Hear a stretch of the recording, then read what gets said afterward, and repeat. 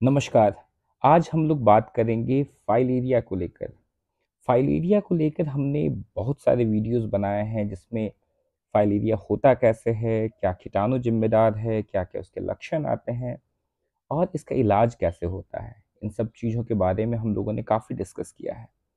ये वीडियो खासकर उन लोगों के लिए है, उन सब लोगों के लिए है जिनको ये पता होना चाहिए कि 10 फरवरी को फाइलेरिया की मास ड्रग एडमिनिस्ट्रेशन होने जा रही है। उसमें फाइलेरिया की दवा डाइथाइल कार्बामेज़ीन, अल्बेंडाज़ोल और आइवरमेक्टिन फ्री में दी जाएगी। अगर आप फाइलेरिया एंडेमिक एरिया में रहते हैं जहाँ फाइलेरिया के मरीज़ काफ़ी ज़्यादा दिखते हैं, तो ये दवा आप ज़रूर लें। ये दवा सब लोगों के लिए है। हाँ, बच्चे जिनकी उम्र 2 साल से कम है, प्रेग्नेंट महिलाएँ और जो लोग गंभीर रूप से बीमार हैं, उन्हें ये दवा नहीं दी जाती है। उसके अलावा सब लोग ये दवा ले सकते हैं। तो अब ब्रीफली बात करते हैं आखिर फाइलेरिया में होता क्या है। देखिए, फाइलेरिया एक बहुत ही सिंपल बीमारी है, लेकिन जानकारी के अभाव में लोग ट्रीटमेंट सही से नहीं ले पाते हैं, जिसके चलते दिक्कत बढ़ जाती है। हाथी पाँव हो जाता है, हाइड्रोसील हो जाता है और बहुत सारी समस्याएं होने लगती हैं।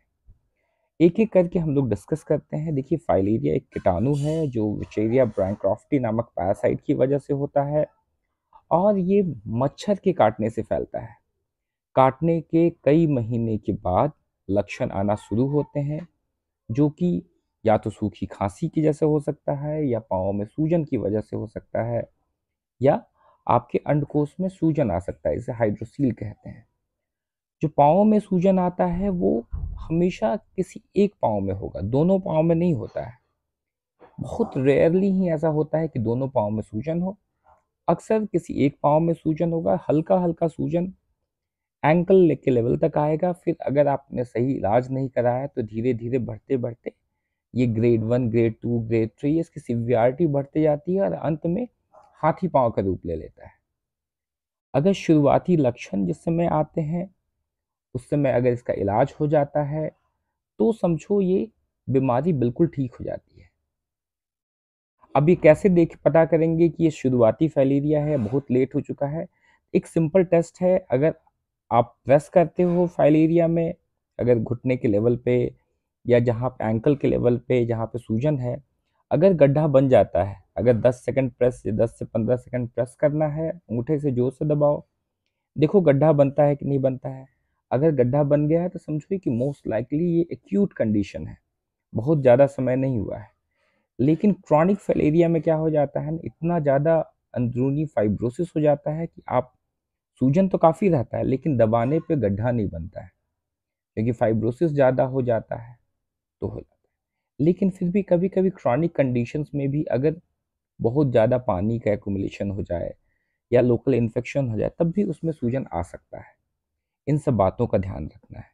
इसके अलावा हाइड्रोसील हो सकता है, ये आपके लंग्स को भी इफेक्ट कर सकते हैं, चमड़े को भी इफेक्ट कर सकते हैं और इससे एलर्जी या इचिंग जैसी बीमारियां भी होती हैं। इसके अलावा एक और दिक्कत इससे होता है जिसे कहते हैं काइलूरिया, मतलब पेशाब जो होता है वो दूध की तरह होता है। ये भी कंडीशंस बहुत सारे मरीजों में होता है और ऐसे मरीजों को बिल्कुल स्ट्रिक्टली कहा जाता है कि तेल वाली कोई चीज़ें ना लें। अगर तेल वाली चीज़ें लोगे तो ये दिक्कत बढ़ जाती है। इसके अलावा पेट में पानी होना, छाती में पानी होना या हार्ट के ऊपर पानी हो जाना भी फाइलेरिया में की कॉम्प्लिकेशंस में देखा जाता है। अब एक और तरह का फाइलेरिया के बारे में डिस्कस करते हैं जिससे काफ़ी लोग परेशान रहते हैं, और वो होता है कि बिना किसी लक्षण के, बिना किसी आपको दिक्कत होते हुए भी जब आप माइक्रोफाइलेरिया का टेस्ट कराते हैं तो पॉजिटिव आ जाता है।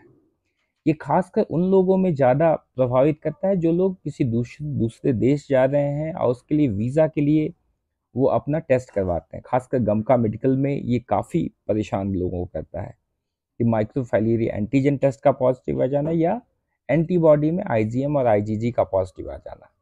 अगर ये टेस्ट पॉजिटिव रहता है तो वो उनकी वीज़ा क्लियर नहीं हो पाती है और वो विदेश जा नहीं पाते हैं। बिना ये मेडिकल क्लियरेंस के वो विदेश जा नहीं पाते हैं। इसके पीछे सिर्फ एक ही रीजन होता है क्योंकि लोग सवाल पूछते हैं कि मुझे तो कोई दिक्कत ही नहीं है, फिर भी ये टेस्ट क्यों पॉजिटिव आता है। तो ऐसा बिल्कुल कॉमन है, बिल्कुल हो सकता है। और इसमें सिर्फ आपको ये चीज़ों को ध्यान देना होता है कि आपका टेस्ट पॉजिटिव है तो ये आप बीमारी दूसरे को फैला सकते हैं। इसीलिए दूसरा देश ये ध्यान देता है कि आपको टेस्ट पॉजिटिव ना हो। ज़रूरी नहीं है कि आपको लक्षण हो, लेकिन चूंकि आप उसके देश के जो निवासी हैं, दूसरे देश के जो निवासी हैं, उनके लिए आप खतरा हो, आप ये बीमारी फैला सकते हो, इसीलिए वो लोग आने नहीं देते हैं। लेकिन अच्छी बात यह है कि माइक्रोफाइलेरिया एंटीजन टेस्ट पॉजिटिव हो या एंटीबॉडी टेस्ट पॉजिटिव हो, दवा खाने से ठीक हो जाता है। अब ब्रीफली बात करते हैं, ऐसे मैंने इसके इलाज को लेकर भी काफ़ी डिस्कस किया है। इसमें एक दवा होती है डाइथाइल कार्बामाजिन, जिसे 6 mg पर केजी बॉडी वेट के हिसाब से दिया जाता है। अगर मानो आपका वजन 50 किलो है तो आपको 300 मिलीग्राम की डाइथाइल कार्बामाजिन की ज़रूरत होगी। अगर हाथी पाँव है तो हम लोग डॉक्सीसाइक्लिन देते हैं। अब बहुत लोग सवाल पूछते हैं कि डॉक्सीसाइक्लिन तो एंटीबायोटिक है और ये तो कीटाणु, ये तो पैरासिटिक इन्फेक्शन है, तो दोनों क्या मेल है। तो ये ऐसा देखा गया है कि फाइलेरिया के जो कीटाणु जो होते हैं ना, ये एक बैक्टीरिया जो होता है जिसके साथ इनका सिम्बायोटिक रिलेशनशिप होता है, वो जिसके साथ रहते हैं और उसके साथ वो ग्रो करते हैं, दोनों को एक दूसरे से फायदा होता है। तो अगर ऐसा देखा गया है कि हाथी पाँव एलिफेंटियासिस के केसेस में अगर आप बैक्टीरिया को ख़त्म कर देते हो तो सूजन कम होता है, इसीलिए हम लोग ये एंटीबायोटिक देते हैं। ये खासकर जिनको एलिफेंटियासिस हुआ है उसमें बहुत ही अच्छा काम करता है। दूसरी दवा देते हैं अल्बेंडाजोल और आइवरमेक्टॉल, ये सब एंटी पैरासिटिक ड्रग्स हैं, ये काफ़ी अच्छा काम करते हैं। इसका दवा का टोटल कोर्स 6 हफ्ते का होता है और 6 हफ्ते की प्रॉपर डोज लेने के बाद बीमारी ठीक हो जाता है। हाँ, जैसा कि मैंने बताया है, अगर एलिफेंटियासिस हाथी पाँव शुरुआती दौर में हो तो ये बिल्कुल ठीक हो जाता है, लेकिन अगर ये बहुत पुराना हो तब भी आपका सूजन तो डेफिनेटली कम होगा। और सूजन कम होने के बाद हम लोग ये रेकमेंड करते हैं कि आप स्टॉकिंग्स स्टॉकिंग्स हमेशा पहनते रहो। इससे क्या होगा कि सूजन जो कम हुआ है वापस से बढ़ नहीं जाएगा, दवा खत्म होने के बाद, दवा बंद करने के बाद ये नहीं बढ़ पाएगा। तो अंत में मैं बस यही बताना चाहता हूँ कि 10 फरवरी अभी आने वाले कुछ दिनों में इस दवा का फ्री एडमिनिस्ट्रेशन गवर्नमेंट करती है, ताकि ये बीमारी फैले ना, बीमारी को कंटेन किया जा सके।